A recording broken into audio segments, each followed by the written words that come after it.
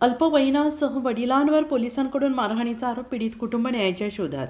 दिनांक 2 एप्रिल 2026 रोजी जालना जिल्ह्यातील भोकरदन तालुक्यातील तीर्थक्षेत्र जाळीचा देव येथे 2 वर्षापूर्वी मेडिकलमध्ये झालेल्या चोरीच्या संशयावरून एका विधी संघर्षग्रस्त बालकाला आणि त्याच्या वडिलाला पारध पोलिसांनी चोरीच्या संशयावरून तपासासाठी ताब्यात घेत 2 एप्रिल रोजी पोलीस ठाणे पारध येथे बोलवून अमानुष मारहाण केल्याचा आरोप महिलेकडून करण्यात आला आहे. यावेळी पीडित विधी संघर्षग्रस्त बालकाची आई यांनी प्रसारमाध्यमांना सविस्तर माहिती देताना पाणावलेल्या डोळ्याने म्हटले की माझा मुलगा हा इयत्ता 10वीमध्ये शिकतो आहे. 2 एप्रिल रोजी पोलीस आमच्या घरी आले आणि तुमच्या मुलाला फक्त विचारपूस करायची आहे असं म्हणत त्याला घेऊन पोलीस ठाणे येथे गेले आणि मेडिकलमध्ये तूच 2 वर्षापूर्वी चोरी केलेली आहे, तो गुन्हा तू कबूल कर असं म्हणत मारहाण केली. माझ्या पतीलासुद्धा बोलावून घेतलं. आम्ही तिथे गेलो असता माझ्या पतीलासुद्धा त्यांनी मारहाण करत घडलेला चोरीचा गुन्हा तुम्ही कबूल करा आणि तेव्हाच तुम्हाला जाऊ देऊ असं म्हणत अपमानित केलं. मलासुद्धा खालच्या दर्जाच्या शिव्या देत त्या ठिकाणी असलेले सहाय्यक पोलीस निरीक्षक संतोष माने आणि त्यांचे सहकारी पोलीस उपनिरीक्षक मेमाने यांनी मला शिवीगाळ करत माझ्या मुलाला आणि माझ्या पतीला मारहाण केली आहे, आमचा अपमान केला आहे. आम्ही गरीब आहोत म्हणून आम्हाला चोरीच्या गुन्ह्यात अडकवण्याचा प्रयत्न पारध पोलीस करत आहेत. त्यामुळे आम्हाला न्याय मिळावा.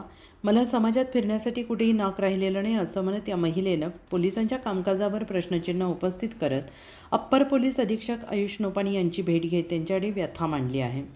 संबंधित पोलीस अधिकाऱ्यांवर कारवाईची मागणीसुद्धा केली आहे.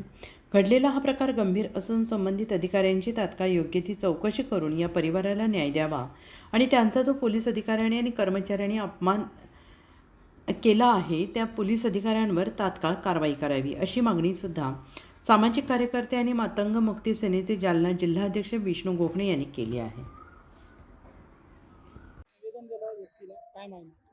आमची मागणी ही आहे की जायदेव तालुका भोकरदन जिल्हा जालना पारध पोलीस स्टेशनच्या हद्दीमध्ये जायदेव हे गाव येतं आणि त्या जायदेव गावामध्ये एकच एक मातंग समाजाचं घर असल्यामुळं तिथले काही प्रतिष्ठित लोक त्या पोलिसाय संघ संगमत करून सनी काही फोन करून या विजय गायकवाड यांचा जो मुलगा आहे या मुलावर खोटा चोरीचा आरोप केला म्हणून आम्ही मातामुक्ती सेनेच्या वतीनं आज SP साहेबाला निवेदन दिलं आणि त्याच्यातमध्ये त्यांच्याकडून अशी अपेक्षा केली SP साहेबाकडून की खरे गुन्हेगार शोधून त्यांच्यावर गुन्हा दाखल करा आणि या विजू गायकवाडला न्याय द्यावा असं आमचं म्हणणं आहे.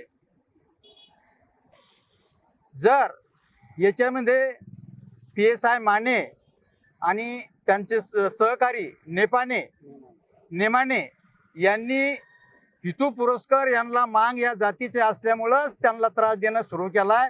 परंतु आम्ही हे बिलकुल मातामुक्ती सेना खपून घेणार नाही.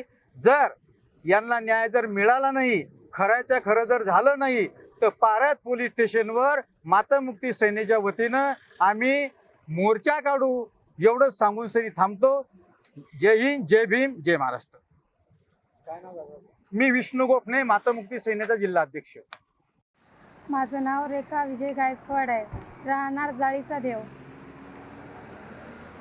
2 तारखेला अशी घटना घडली की अचानक आम्हाला धक्का बसला. आमच्या घरी नेमकं टँकर आलं होतं. आम्ही पाणी भरत होतो, मी, माझा मुलगा, माझा मालक.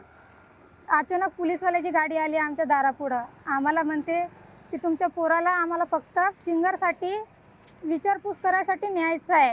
आम्ही म्हणलं ठीक आहे साहेब, त्यांनी काही केलेलं नाही आहे. आम्ही जर तुम्हाला म्हणू नेऊ नका, हा आमचा एक गुन्हा झाला, तुमच्यामध्ये दखलंदाजी झाली, पण आम्ही असं नाही करणार. आम्ही केलेलं नाही आहे, त्यांनी बिचाऱ्यांनी केलेलं नाही आहे. तो बिचारा शाळा शिकतो आणि मोलमजुरी करतो, त्याचा तो पोट भरतो, आमचं बी पोट भरतो तो.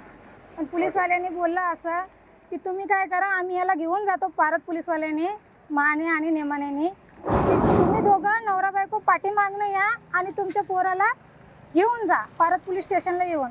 आम्ही गेलो. 2 तास झाले, 3 तास झाले, 3.5 तास झाले. मी म्हणलं साहेब आता बोलवतील, नंतर बोलवतील. मग जसं 4.5 तास लागला, साहेबांनी माझ्या मालकाला बोलवलं. माझे मालक मध्ये गेले, विचारपूस करायला लागले. उलट माझ्या मालकावरच दामदट्टी देणं चालू झाली की मेडिकलची चोरी बाबा तू केली आणि तू कबूलच कर. नाही जरी कबूल केली तर मी तुझ्यावर हा आरोप टाकीनच. कशा करता टाकीन? हां, त्या साहेबाला फोनावर फोन चालू होते लोकांचे. कोणाचे चालू होते हे तर आम्हाला बी नाही माहिती. आम्ही गरीब आहे म्हणून आमच्यावर असा अत्याचार करता तुम्ही कशामुळं? हां, त्याचं कारण काय आहे? आम्ही मराव का जगाव हे मला सांगा थोडंसं. आता काय मागणी? आमची मागणी एवढी आहे की जो नेमका चोर आहे ते बाहेर शोधून काढा. आमची इज्जत जशी मातीमध्ये घातली ना तशी आमची इज्जत आम्हाला परत वापस द्या. तुम्ही कशामुळे आमची इज्जत मातीत घातली? कशामुळे मारलं माझ्या मालकाला की दामटी दिली विचारू नका तुम्ही लगे. त्याला धमकी दिली ती हातावर मारायची, पण त्या हातावरती जखम बघितली होती त्याच्यामुळे हातावर त्याला वाटलं की कळेल लोकांना की मारलं म्हणून हातावर न मारता यांना खाली बसवलं. असे खुडग्यावानी आणि रपारप 2-3 बेल्ट रपारप वाजवले लगे. मला इथून तर त्या तिथपर्यंत आवाज आला असा. मी उठून राहायला बघायला लागली तर मधामध्ये एक अधिकारी आला आणि मला बोलत आहे तुम्ही मधामध्ये जाऊ नका.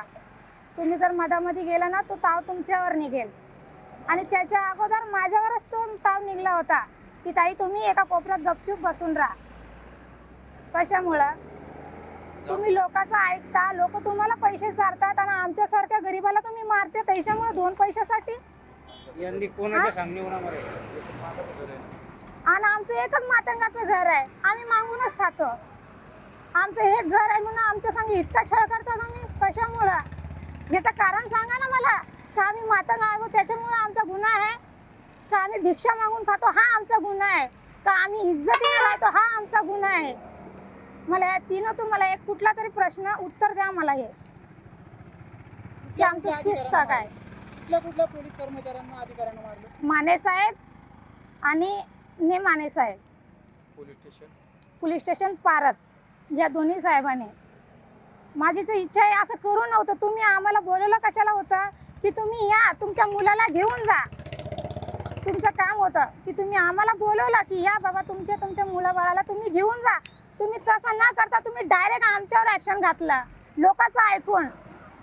कशा करता? काय नाव आहे तुमचं? रेखा विजय गायकवाड, राहणार